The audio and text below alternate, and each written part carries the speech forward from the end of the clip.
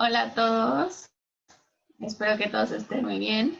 Les presento a Tete, ella va a ser nuestro ponente el día de hoy.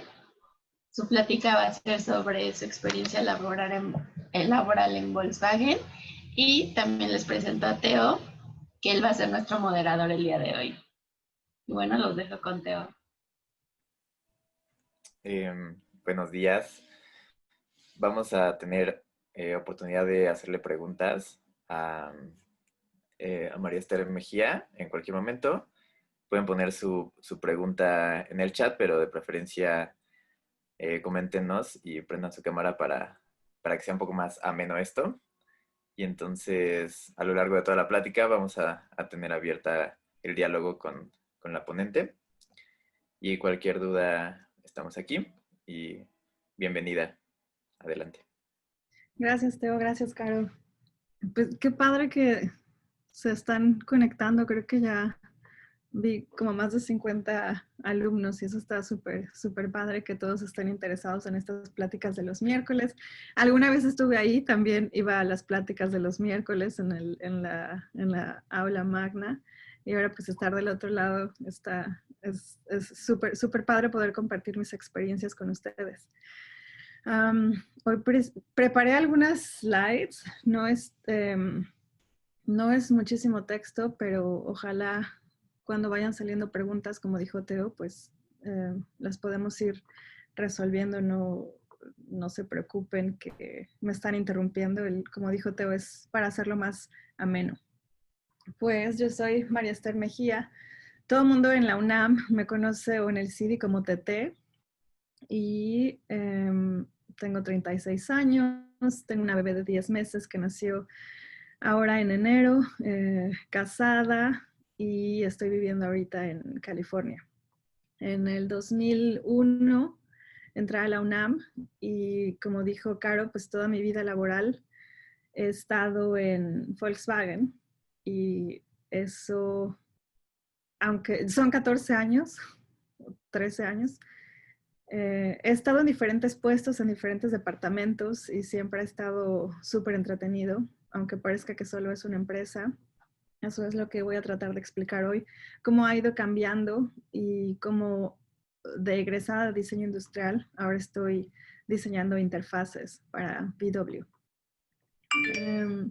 Primero quise hacer un meme de qué es diseño industrial y lo que piensan la gente que yo hago.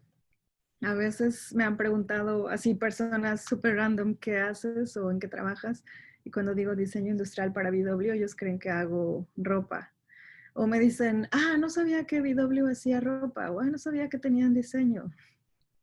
Entonces creen que es diseño de modas.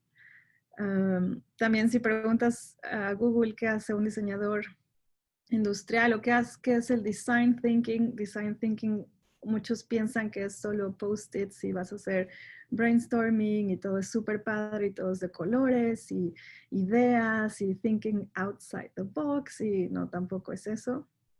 Lo que piensan mis amigos que yo hago, creen que me la paso manejando coches de prototipo, coches de prueba, los últimos modelos súper secretos.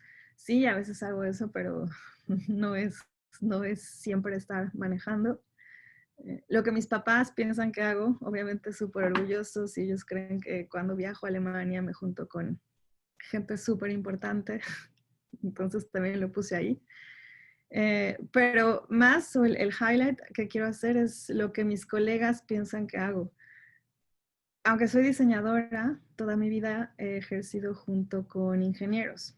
Entonces siempre he sido como la rara o la diferente, porque pues yo pregunto otras cosas que para ellos son normales o para ellos es sentido común. Y yo como diseñadora siempre termino con mis preguntas raras, pero al revés, cuando es tiempo de presentar o de dar ideas, eso me ha ayudado mucho porque es otra perspectiva de lo que ellos estaban esperando. Y trabajar con ingenieros creo que ha sido hasta ahorita lo mejor que me ha pasado, porque siempre es esa combinación de que yo pienso diferente a lo que ellos estaban esperando. Y lo que verdaderamente hago, pues es lo que presenté, lo que les preparé hoy. Bueno, un poquito para atrás, en el 2001 entré al CIDI y nunca fui alumna de 10, nunca fui la alumna favorita, no tenía mi iMac, es más, creo que laptops ni siquiera había, literal, cuando nos juntábamos a trabajar, los CPUs y los monitores iban a la cajuela de alguien, trabajábamos juntos, hacíamos nuestras entregas, pero no, quizá 2 tenían laptops, pero ni siquiera era la época de trabajar con laptops. No tenía mi colección de Chartpak, ni todos mis Mototool, mi taller en casa. Y aunque hay recuerdos no gratos, no creo que sea del CIDI o en especial. Siempre toda la vida vas a tener compañeros o personas a tu alrededor que no son gratas. Aún así, recuerdo al CIDI y a la UNAM como mis compañeros que se volvieron mis amigos y que hasta ahora son familia porque son personas que, aunque no estamos en contacto físico, siempre está el mensaje, la llamada. Pues sí, es familia que conocí en el CIDI. Maestros y compañeros. Muchas optativas que hicieron una gran diferencia en mi vida laboral. Quizá hay materias que son obligatorias, que deberían de ser optativas y optativas que deberían de ser obligatorias. Y cosas tan simples como, porque está Claudia, no solo porque está Claudia, pero fotografía, video, hay cosas que a lo mejor tuve que haber puesto más atención porque en la presentación de proyectos, en la gestión de proyectos, en la propiedad intelectual, todas esas cosas han hecho una gran diferencia en la vida laboral. Y la última es, cuando se te cierra una puerta, hay otras 5 más esperando. Eso también lo aprendí y no creo, es perro ladrando, estamos en vivo, que cuando se te cierra una puerta hay otras 5 esperando. Igual no creo que sea exclusivo de la UNAM o de los maestros, o simplemente también en el trabajo, cuando alguien te dice no puedes o esto no es para ti, siempre ha sido un incentivo para decir, no, espérame, te demuestro que claro que sí puedo. No sé si tengo que darle mute y callar al perro. Tenemos aquí un par de preguntas sobre qué generación eres. Atenca. No, perdón. No, sí, Atencos. Sí, correcto. Atencos. A ver, nos quedamos, perdón. Nos quedamos en cuando se te cierra una puerta, hay otras 5 esperando. Y eso lleva a la siguiente etapa de mi vida, cuando conocí al doctor Vicente Borja, que está en la Facultad de Ingeniería, porque cuando fue el semestre de hacer tus carpetas de intercambio, en ese entonces creo que había intercambio para Valencia, Italia, Francia. Metí mi carpeta y al final no obtuve un lugar para irme de intercambio. Pero,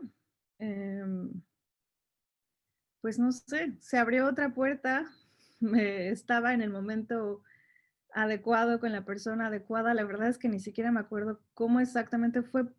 Fue un post, fue un papel colgado en alguna mampara de la UNAM, donde la Facultad de Ingeniería pedía un diseñador para trabajar en un equipo interdisciplinario con la Universidad de Stanford y estaban pidiendo carpetas. Entonces, pues yo no tenía mi carpeta de que me habían rechazado para irme de intercambio y la misma carpeta la metí en ingeniería. Y fue la única carpeta que entró y pues por default me tocó ir o me tocó ese puesto de trabajar con los ingenieros. Pero la verdad no sabía gran detalle qué era. Resultó ser que era la primer generación o el primer intento de hacer algo en colaboración con la Universidad de Stanford el profesor Vicente Borja yo tenía conocidos o ya tenía otros maestros y ya tenía varios meses tratando de echar a andar este proyecto. Fue mi 11º semestre, yo ya había acabado mis optativas, ya había acabado mi servicio social y como sí me quería de intercambio, pues entré a este proyecto como 100% de mi tiempo. Fuimos dos ingenieros y una diseñadora industrial. Y Luis Equiwa siempre le gusta que cuente la historia como fue. Al final los dos ingenieros no aguantaron, se salieron a medio proyecto o a medio semestre porque era demasiado estrés o demasiada tarea complicado. Era nuestra primera vez trabajando en inglés, entonces pues sí, era estrés, pero al final toda la vida vas a tener estrés. Al final Luis Equiwa está súper orgulloso de que la que terminó el trabajo pues fue alguien del CIDI, no de ingeniería. Eso fue un proyecto de tesis en el 2007 y fue la primera vez que trabajé con ingenieros en proyectos interdisciplinarios y fue cuando así un boom para mí, la diversidad cultural y cómo cada cultura, cada país tienen pensamientos súper diferentes y en cuanto a cómo presentar, la puntualidad, aspectos familiares. Para mí fue un boom conocer en Stanford a gente de tantos países y ver todas las cosas que nos unían, pero también todas las cosas que nos hacían diferentes. Y creo que fue un parteaguas esta colaboración con Stanford. Porque de ahí, en el 2007, en este proyecto de Stanford, cómo funciona, son dos universidades, una de Stanford, una de otro país, trabajando para una empresa, y la empresa que me tocó a mí fue Volkswagen.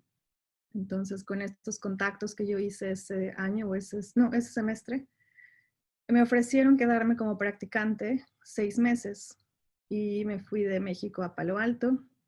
Era un equipo muy pequeño, yo creo que eran como 28 personas. Yo era practicante, la primera diseñadora, porque ellos se enfocaban en autonomous driving y hacer todos estos carros robot que manejaran, pues sí, autónomos. En el 2008, un año después, me ofrecieron quedarme de tiempo completo. Y lo que hacíamos en ese entonces, o lo que hacía yo como product design, era, como estábamos localizados en Silicon Valley, pues había muchos proveedores que en ese entonces ofrecían cosas como pantallas transparentes, OLED displays, pantallas flexibles, diferentes gadgets, diferente tecnología, y lo que hacíamos nosotros era la aplicación. Si Samsung o si LG o no sé, diferentes proveedores hacían este tipo de hardware, ¿cuál era la aplicación que le podíamos dar para el vehículo? Ya sea en interiores o en exteriores, en el infotainment, y lo presentábamos en shows internos de VW, de investigación e innovación, y esos son 2 veces al año, quizá. Casi, yo creo que el 10% de eso, si no es que menos, en serio se volvía realidad y llegaba a estar en un carro. Por eso puse ahí, de lo que yo trabajaba, pasaban 10 o 12 años para que eso saliera al mercado, porque era innovación e investigación. Estaba padre, pero también descubrí que yo quería estar un paso más adelante y que no solo el 5% de mi trabajo se fuera a un carro, sino un poco, no que fuera trabajo echado a la basura, sino yo quería en serio sentarme en un carro y ver, en esto trabajé yo. Y en el 2012 pedí mi cambio a las oficinas de Alemania, en Wolfsburg. Es un pueblito chiquitito que nadie conoce, a menos de que sean super fans de VW. Son los headquarters de Volkswagen.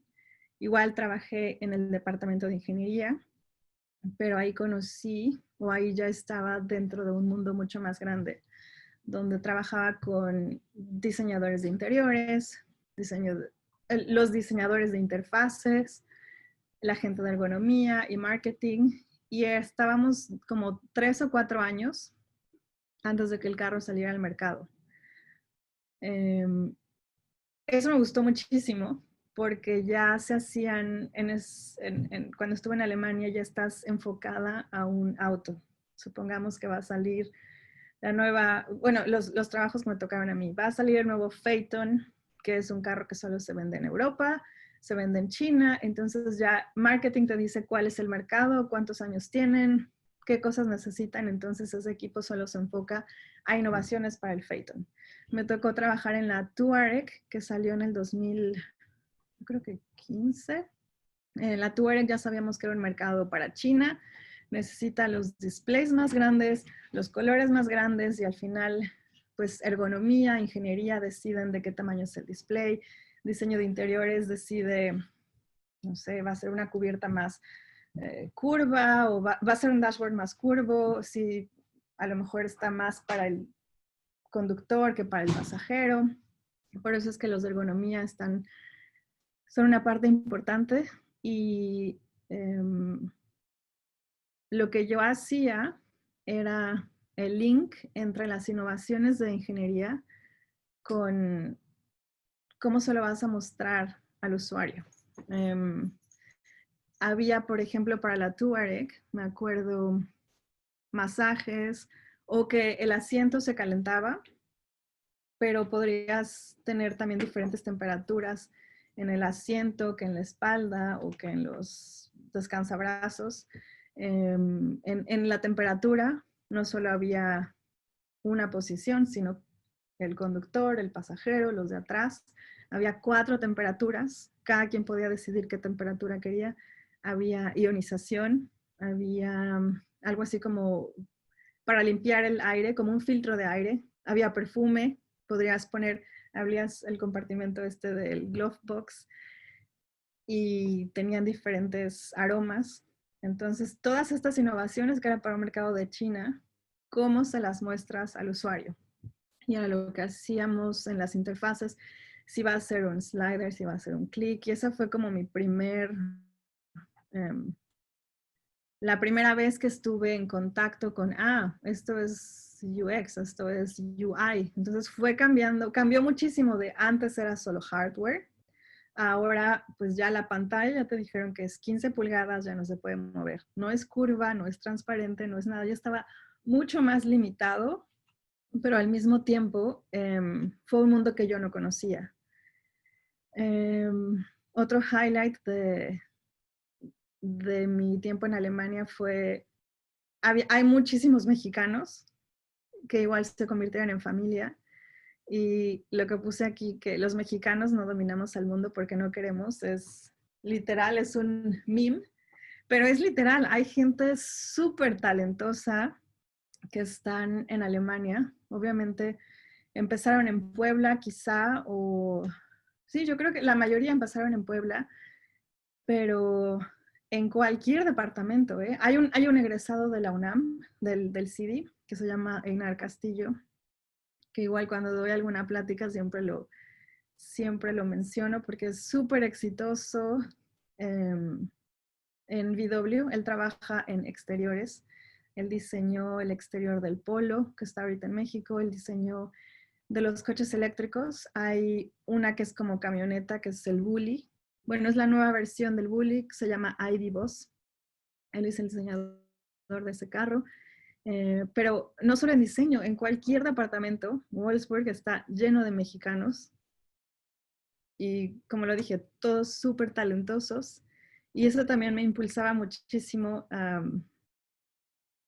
aprender más alemán, a tener más confianza en mí misma, porque Wolfsburg era un pueblito muy chiquito y había como ups and downs, a veces estaba súper deprimida, que nunca sale el sol. Pero esa familia de mexicanos me ayudó muchísimo y aprendí mucho de todos ellos. Y ahora, después en el 2017, regresé a California, volví a pedir mi cambio para estar más cerca de México. Sí extrañaba, la verdad, muchísimo, y estás en otro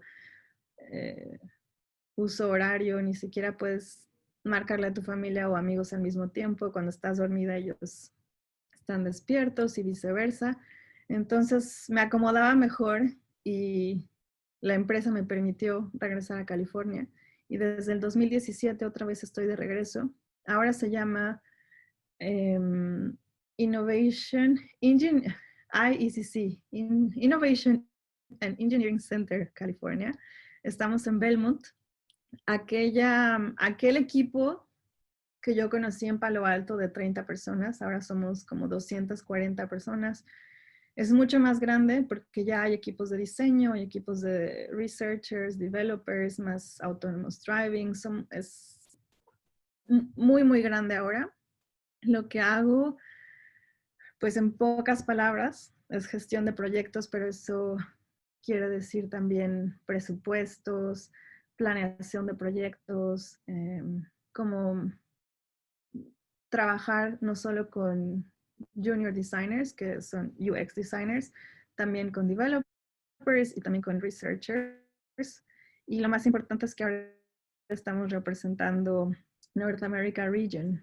También aquí en California hay gente súper talentosa que ya estuvo o en Puebla o en Alemania y entienden ya la urgencia o la problemática de tener productos que en serio estén diseñados para el mercado de Norteamérica. Y aunque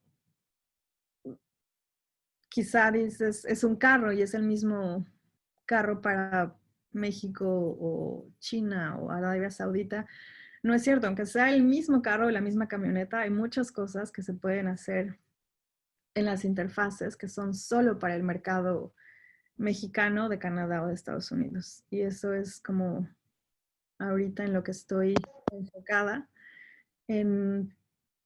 aunque sea el mismo carro, la misma carcasa, o quizá la misma suspensión, el mismo motor, hay muchas cosas padres que podemos hacer solo para nuestro mercado.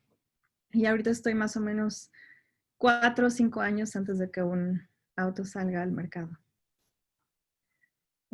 Aquí puse las marcas de Volkswagen. La mayoría de mi carrera he estado trabajando solo para VW, pero hubo un momento que se llama Volkswagen Concern o Volkswagen Group. Abarca todas estas marcas y me tocó como 2 años de mi carrera donde el objetivo era crear el link o reutilizar la estrategia o reutilizar, no proyectos, pero trabajar en conjunto. Me tocó estar en Audi o trabajar con los diseñadores de Audi, con los de SEAT que están cerca de Barcelona. Me tocó viajar a Praga para trabajar con la gente de Skoda. Me tocó ir a Bentley. Ellos están en un pueblito también muy chiquito, Crew. Porsche, que está en Stuttgart. Nutzfahrzeuge, que son vehículos utilitarios. Y Scania, esos son trailers que también pertenecen a la familia de Volkswagen.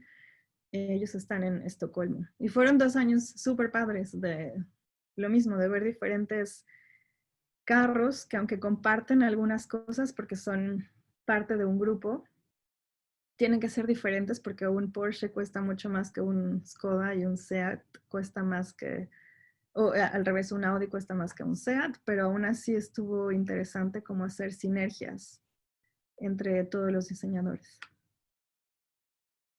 Daniela tiene una pregunta, si quieres compartirla con nosotros. ¿Estás por ahí, sí. Daniela? Sí, que por ejemplo, ya nos platicaste que estuviste como en distintas áreas dependiendo de la sede en la que estabas. Entonces, o sea, ¿qué fue lo que más te gustó de cada una de estas áreas como aprendizajes? Además del ambiente que dijiste que en Alemania encontraste como a mucha gente mexicana. ¿Qué fue lo que más me gustó? Yo creo que los primeros años en Palo Alto, pues fue la primera vez que ya no estaba con mis papás, que estaba ganando dinero, que tenía un trabajo. Entonces para mí era como, wow, ¿qué? No tengo que llegar a mi casa. Y me estaban pagando dinero y me gustaba muchísimo. Y lo que me gustaba era toda la tecnología, porque de verdad se sentía como de una película de ciencia ficción. lo que los proveedores te traían y tú decías, wow, ¿y esto qué? ¿Qué podemos hacer? Eran como puros gadgets y ya era pensar esto en dónde lo podías aplicar, quizá en un botón de estos que están por aquí, o con esto puede ser una tecnología para calentar el café. Solo estoy pensando en ideas de lo que veo en la diapositiva de ahorita. Donde va tu café, quizá este plástico va a retener más el calor. Eso estuvo súper interesante. En Alemania yo creo que es lo que más me gustó. Literal, la vida fue horrible porque no hablaba alemán. Tuve que aprender. Iba a clases antes de trabajar, iba con un tutor, o sea, 1 a 1. Después de trabajar, iba a clases ya en grupo. Es una cultura totalmente diferente, pero el trabajo me gustó muchísimo porque ya estábamos tan cerca de que los carros fueran a producción y era como la recompensa pero ya está ahí, ya casi aguanta más. Yo creo que eso del tiempo, de las diferentes etapas, creo que Alemania laboralmente fue lo que más me gustó. Y la parte de los mexicanos, porque siempre encuentras, creo que lo dije la otra vez en la otra plática, los mexicanos siempre encontramos el cómo funciona o la manera de hacer, le lijas aquí, le conectas acá, somos muchísimo más creativos que otras culturas. Y eso se ve reflejado también en la vida laboral. Somos mucho menos cuadrados que los alemanes y eso hace una diferencia cuando estás trabajando con ellos en equipo. Gracias. Yo tengo dos preguntas. La primera, ¿podrías decir como cuál es el lapso en el que la tecnología se desarrolla y luego llega al mercado o se transforma en otra cosa? Digamos, ¿cuál podría ser el lapso en que el desarrollo tecnológico llega al mercado, ¿no? Como qué tanto tiempo ya se inventaron las cosas, ya se desarrollaron, pero todavía no llegan a los usuarios. Uh-huh. Quizá depende en la aplicación. Quizás sí es como un consumer electronics, o sea, a lo mejor un teléfono, una licuadora, un refrigerador con pantalla así de touchscreen o es 5 años, 4 años. Pero en el automotive, en el mundo de los autos, son muchísimas más pruebas o reglamentaciones y por eso es que es tan tardado y a veces son 10 años, 12 años.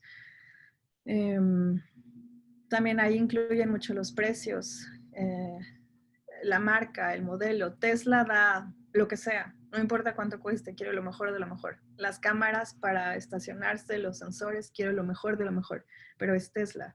Y VW es volumen. No puedes meterle las mejores cámaras a un Jetta porque un Jetta tiene que tener un cierto nivel de precio. Entonces, quizá para el automotive design son 10 años, pero también por todas las pruebas de impacto que se hacen, regulaciones en diferentes países, a lo mejor no está permitido, pero entonces empieza un equipo de abogados a ver la regulación, a qué tenemos que convencer, dónde tenemos que presentar esto. Y esos son como quizá los topes que te vas enfrentando, que a veces no solo es tecnología, sino regulaciones de algún país. Claro, claro.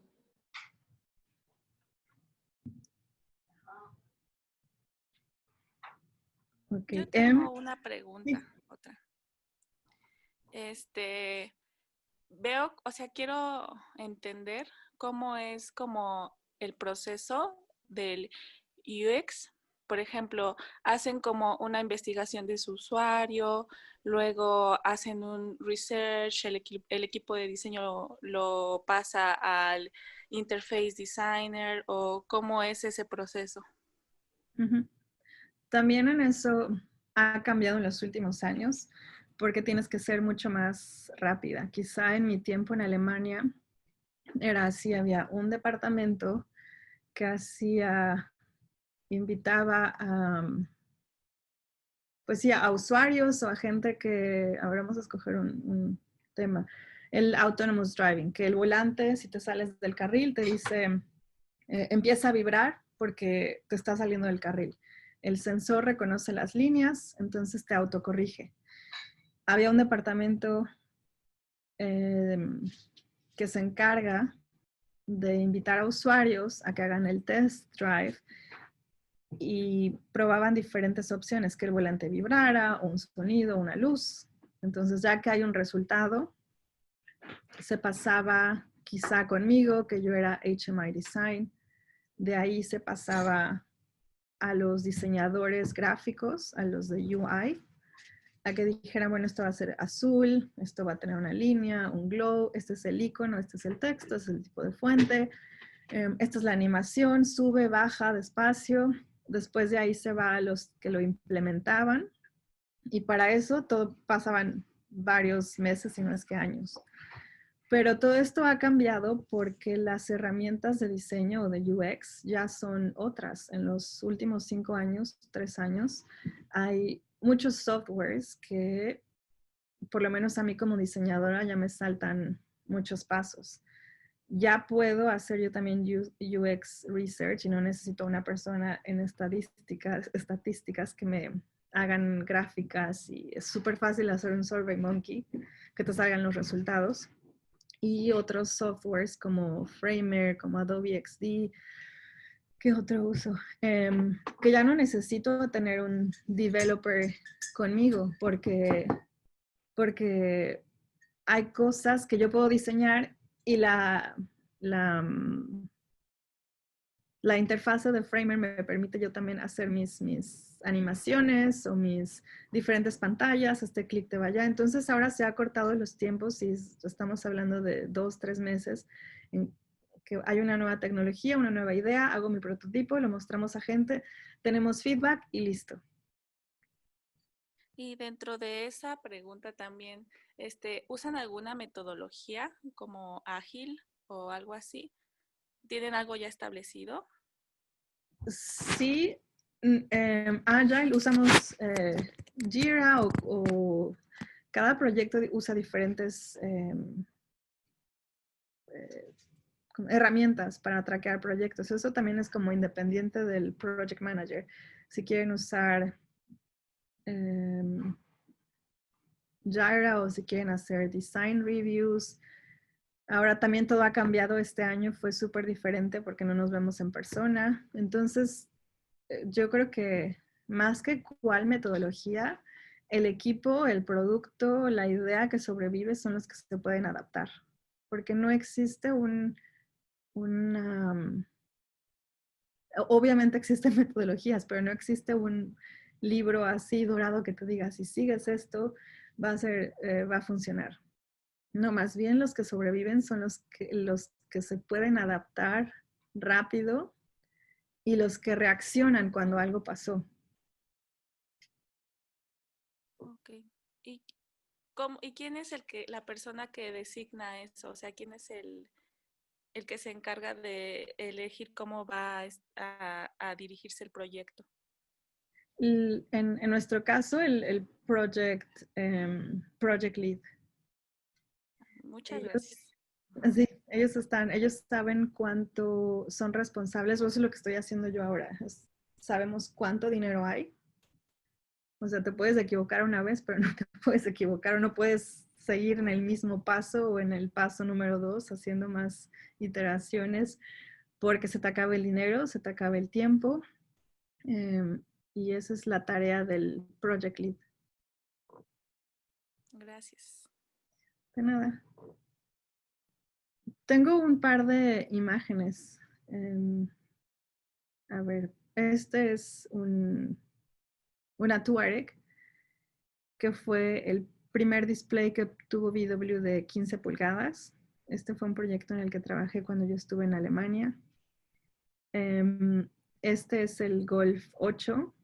Creo que en México se va a llamar, no es Golf, pero es el GTI, que igual es una pantalla de 12 pulgadas. Y la diferencia de estos de este nuevo modelo es que todo lo que antes era botones, como clima o puertas, todos los botones ahora son parte del display. También es un display aquí en la consola central, en el instrument cluster, en el instrument cluster. Y esta es otra vista, es igual el Golf 8. Este es el nuevo de la familia de los coches eléctricos. Este es el ID4. En Estados Unidos se llama ID4, en Alemania se llama ID3, pero es el mismo concepto de una pantalla de 12 pulgadas o de 9 pulgadas, depende del mercado, y con una pantalla muy pequeña aquí enfrente del conductor. Los controles de volante, los controles de puertas, todo eso es en lo que también trabajamos para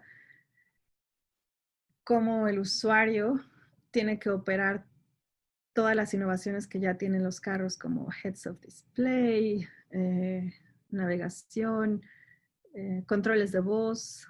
Entonces, al final, pues toda la cabina, todo el interior tiene que tener una coherencia de cómo se va a manejar, porque puede llegar a ser súper peligroso si tienen que hacer varias maniobras o no es lo mismo tener un teléfono y buscar en Google y estar viendo en el mapa y dónde vas, tener que hacerlo cuando estás manejando. Y esto no es tanto de interfaces, pero es también algo que hace el equipo de Belmont en el que estoy. Como les dije, estamos representando el mercado de Norteamérica y esta es una camioneta. Son proyectos que se presentan quizás en auto shows y después cambian un poco y ya llegan al mercado con alguna adaptación. Esta fue una camioneta Active Line, se llama, es una Atlas.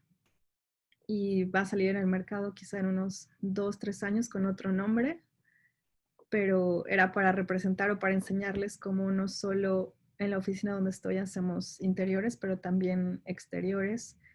Y este es una Taos, esta es para el mercado mexicano. No sale, creo que no sale en Estados Unidos, pero aún así nuestra oficina trabajamos muy de la mano con el equipo de Puebla y esta fue una gran innovación para el mercado latinoamericano porque es una camioneta un poco más compacta, no es outdoor, este es Estados Unidos 100%, o el mercado americano 100% con estas Rams o F50 que quieren jalar con todo.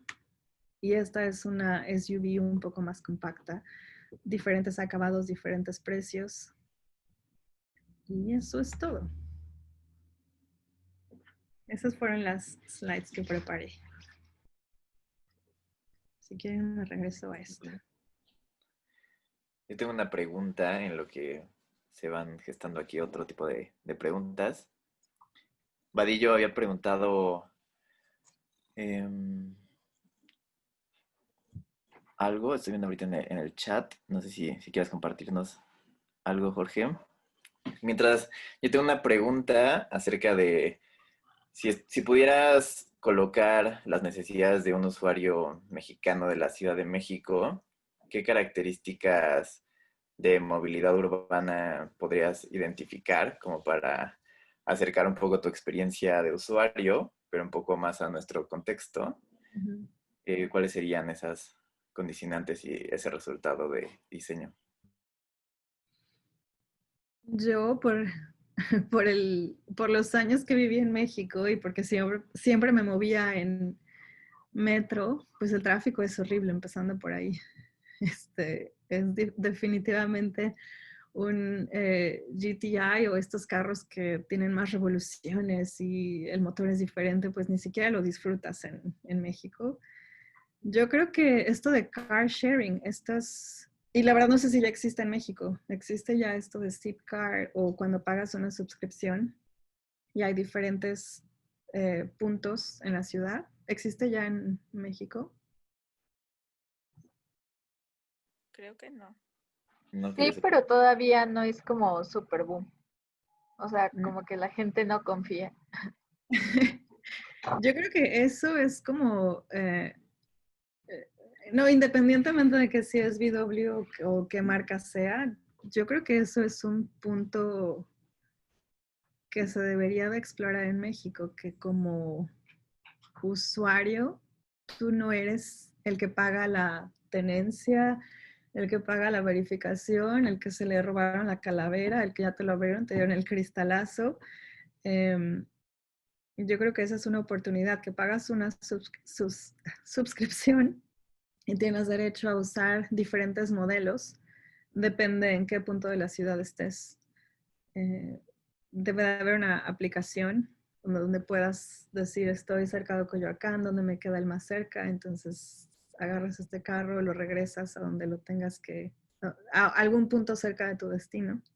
No, no te veo muy convencida. No, estamos muy atrasados. Em, no sé qué otras. Tienen que ser carros compactos, yo no, sobre todo para la ciudad. Por eso es, creo, siento, y no soy la experta en el mercado mexicano, pero siento que por eso los autos, los SEAT son tan exitosos, porque son mucho más compactos que otros carros. Y aún así, por ejemplo, para nosotros, Nissan, Toyota son los competidores, son los, es la competencia. Quizá en Alemania nadie va a decir, ah, un Sentra, obviamente te compras un VW, pero en México pues es el que puedas componer más fácil, es el que la reparación te salga más fácil, o que le dan un golpe y no te duela porque era un Porsche y así.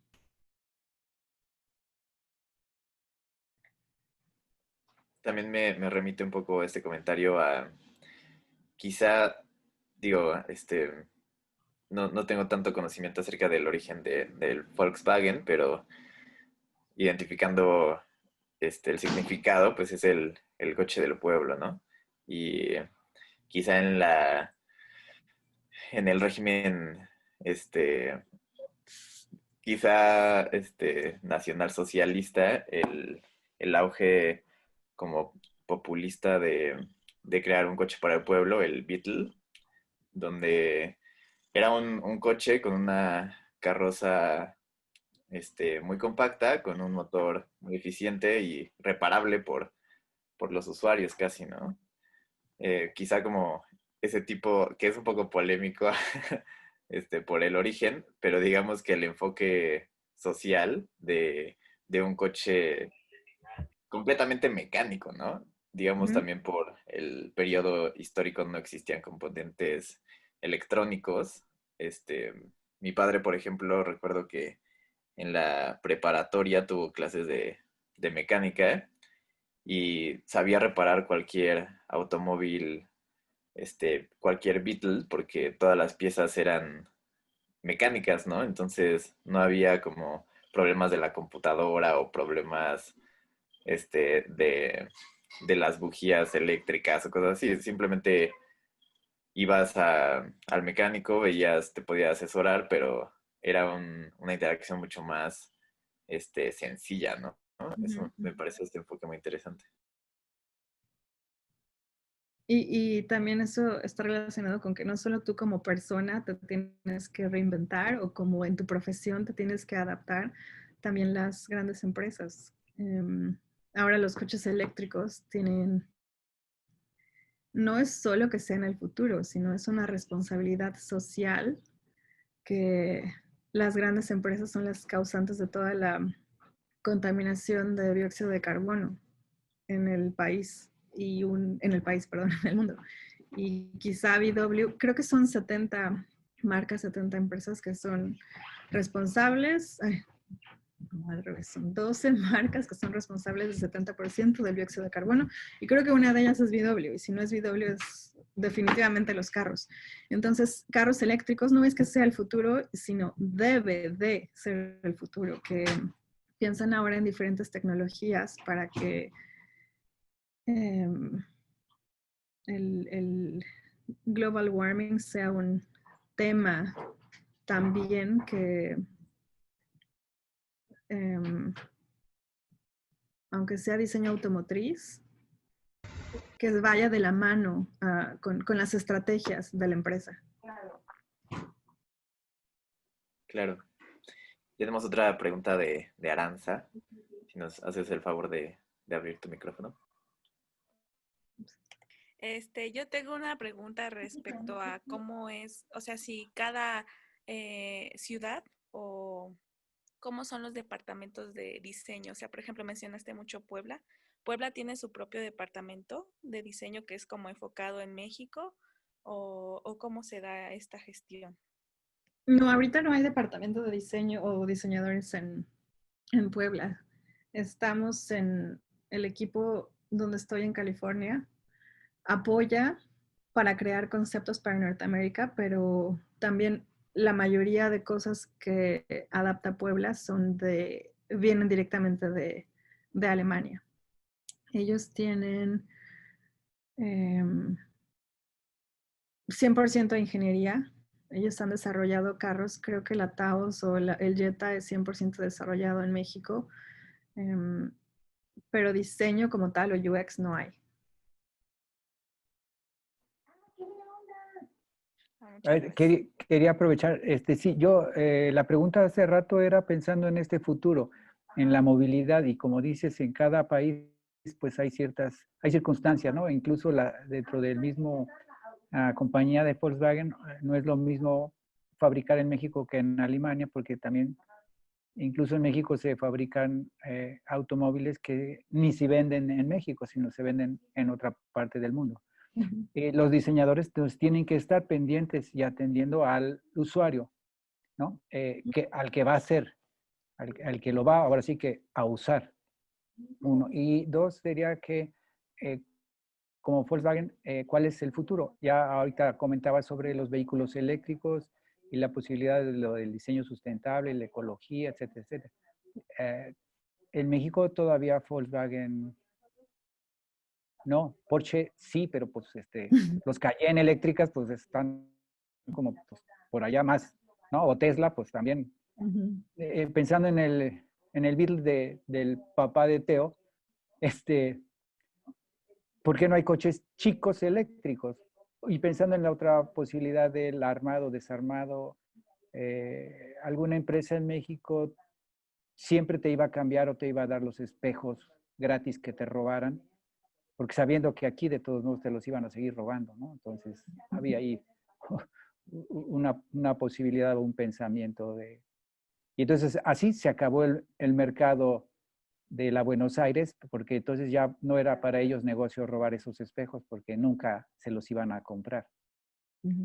Pero bueno, entonces, finalmente era, ¿cuál es el futuro del transporte? ¿Hacia dónde van? Sí, en este camino de lo eléctrico, de los espacios, la movilidad pues será más rápida, con vehículos más pequeños. También dijiste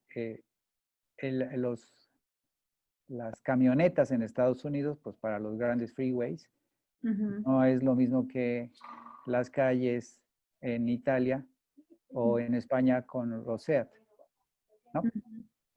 Claro, exactamente. Y también movilidad hasta los scooters o sí, estas patinetas eléctricas también no son de VW, pero hay un gran mercado que también, así como VW compró Ducati o compró los trailers de Scania, quizá en un futuro, no sé, a lo mejor compré una empresa que se dedica a esto de los scooters, que serían un hit para México o para ciudades europeas. Los coches eléctricos que dices que no hay pequeños, sí están. El año pasado el año pasado salió en Alemania, en Europa, se llama ID3 y este año el ID4 en Estados Unidos, pero no sé la verdad por qué no salió en México, pero son un poco más pequeños, es como una camionetita así chiquita eléctrica, a un precio mucho más accesible que un Tesla y quizá en unos años también salga en el mercado mexicano.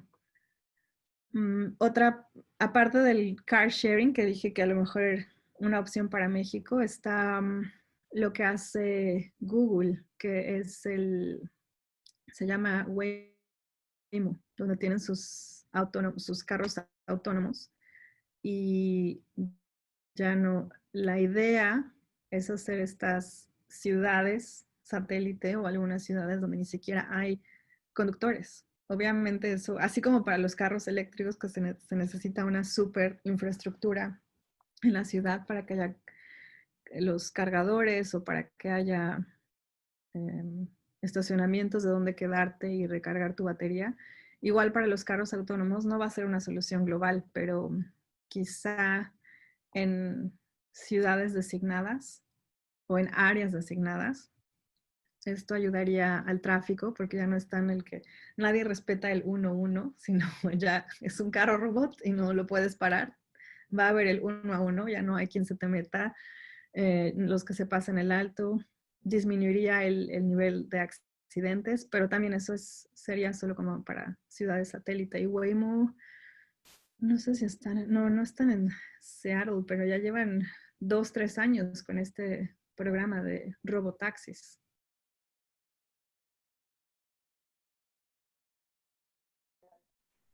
Y es muy interesante vincular cómo el diseño de movilidad realmente tiene una implicación a escala urbana, ¿no? Son decisiones que se toman a nivel objeto, pero sus implicaciones son urbanas, ¿no?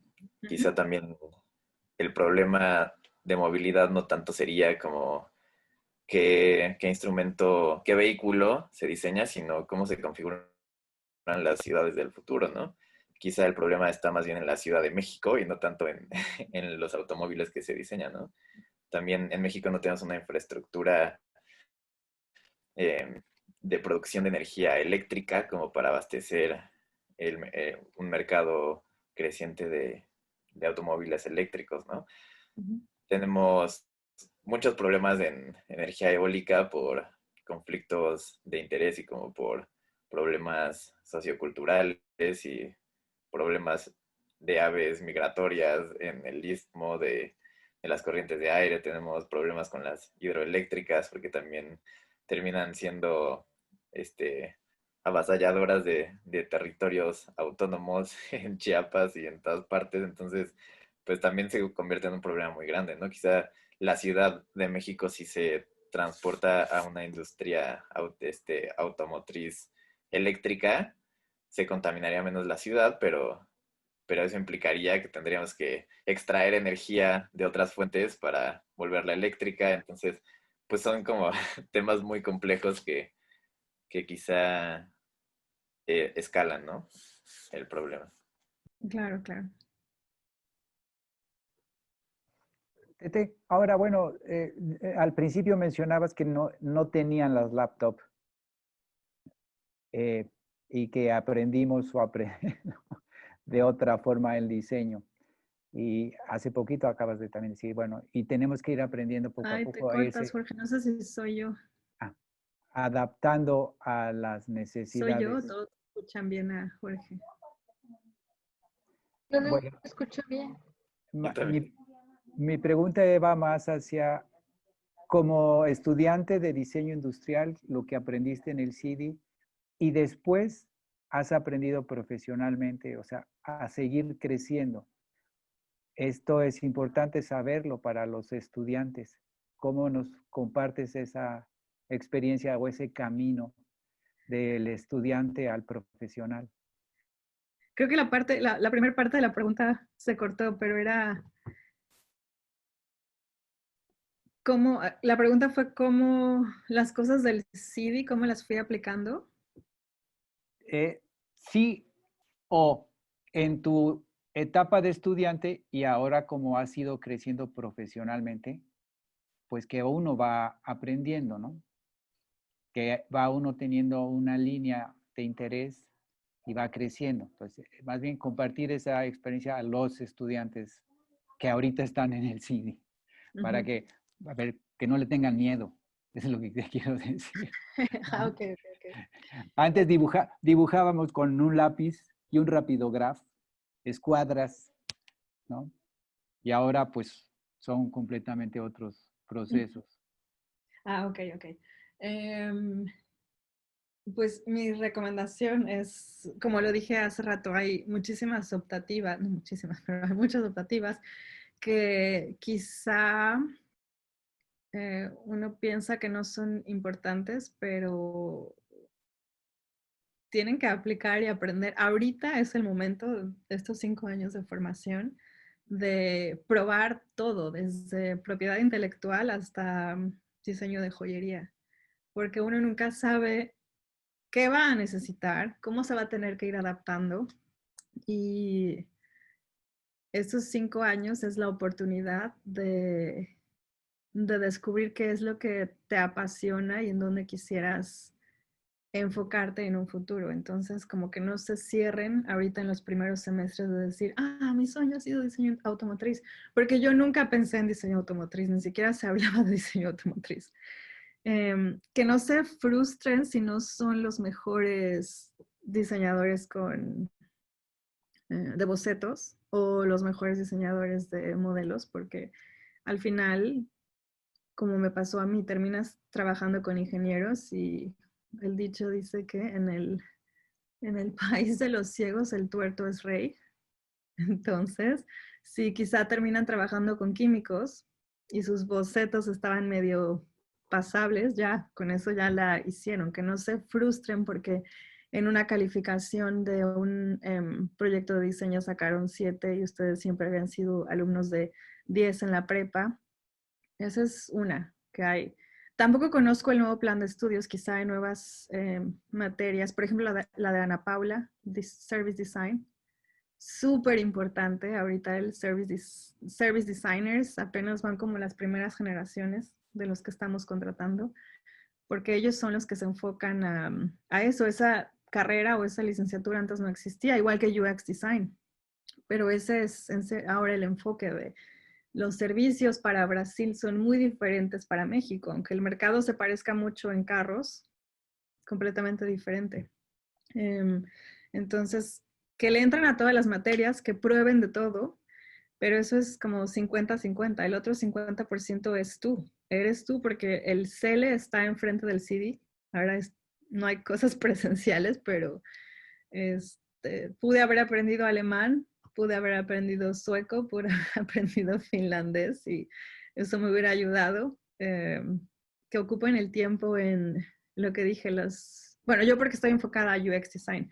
Framer, Adobe UX, hay muchas herramientas que te puedes pasar días enteros en YouTube viendo tutoriales. Y eso es lo que yo todavía hago. En la otra plática, cuando estábamos platicando con Jorge Uruya, con Taque, él dice lo mismo, que no, nosotros ya como diseñadores, ya senior o principal designers, no podemos seguir el ritmo de los diseñadores más jóvenes, porque ellos ya no tienen ese miedo de intentar hacer cosas nuevas. Y quizá tienen todo el tiempo del mundo, quizá tienen todas las ganas del mundo, no están frustrados, se comen el mundo y aprenden una herramienta cada 6 meses, si no es que cada 2 meses. Y los chavitos hacen aplicaciones desde su cama, en su laptop, y ya no es el software developer que vas a contratar. No, esos software developers sí ya están, sí existen, pero ya puedes contratar a un chavito que te sabe 5 herramientas. Y eso es como el 50-50. El otro 50% les corresponde a ustedes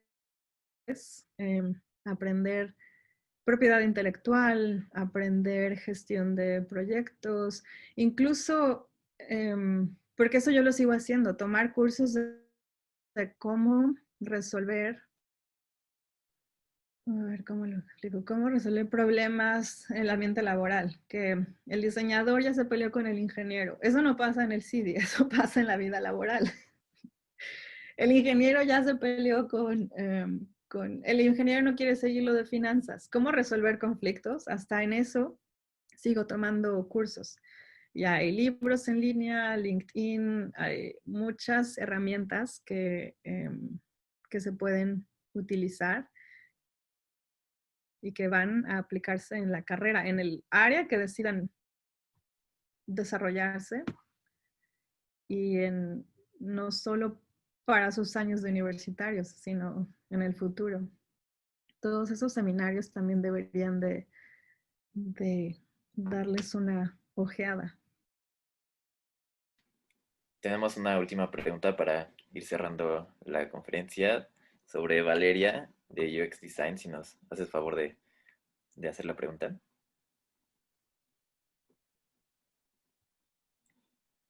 ¿Estás por ahí, Valeria? Yo quería preguntar, si ves que el UX design, o sea, llegara a declinar, que fuera solo como, ahora sí que una moda entre los diseñadores y que pueda declinar como, bueno, en algún tiempo, en algunos años, o crees que pueda evolucionar, o crees que se pueda perder? Quizá con otro nombre, pero no lo quiero ver como UX design, sino como lo sigo diciendo, es el que se adapta. Y también esto lo dije la vez pasada en la otra conferencia. Decían, es que como diseñadora industrial no me contratan, están buscando no sé, Es que como diseñador industrial no entienden lo que hago porque quieren encontrar. Entonces, como mi recomendación es no se casen con un nombre. Si ahorita UX design es la palabra favorita de los de recursos humanos o las empresas quieren UX design o design thinking, pues éntrenle, pero va a seguir evolucionando y va a ser service design y quizá después sea más como programación. Y también cuando estén buscando trabajo o que está un post para tal y tal y tal perfil, también esa es una recomendación, que se avienten. O sea, no perderle el miedo a las entrevistas, perderle el miedo a como que ese no es mi perfil, es que esa clase yo no la tomé. No creo que, quizá el nombre desaparezca así, pero va a salir un nuevo nombre y ahora van a decir, ay, es que eso yo no era porque yo estudié UX Design. Entonces, adaptarse, los que se adaptan son los que van a sobrevivir.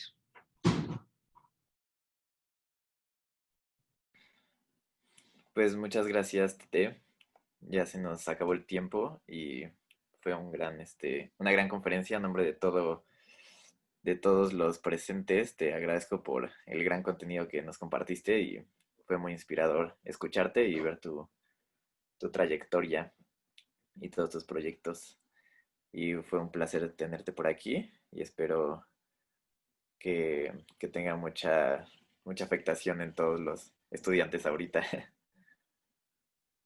Qué bueno, pues no vi a todos, no, muchos no tienen su cámara prendida, pero alguna vez estuve del otro lado, alguna vez me tocó presentarle mis proyectos a Jorge Vadillo. El mundo afuera es un mundo de oportunidades.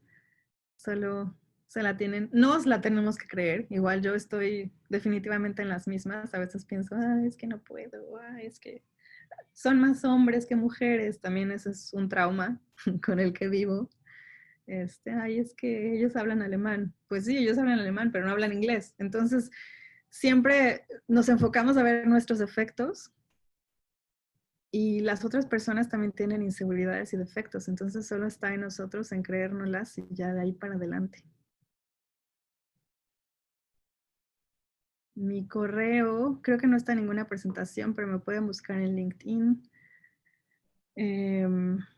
O seguramente Caro tiene mi correo si quieren preguntarle a Caro. Cualquier pregunta, aquí estoy. Maravilloso, muchas gracias. Muchas gracias. Bueno, pues que tengan un lindo día a todos. Muchas Gracias. Igual. Muchas gracias. Muchas gracias. Hasta luego. Bye, bye. Gracias. Gracias, Tete. Gracias, Clau. Tete. Muchos saludos. Cuídate. Gracias, Jorge. Bye, bye. Bye. Muchas gracias. Gracias, Teo, por la moderación. Caro, bye. Ok. Bye, lindo día.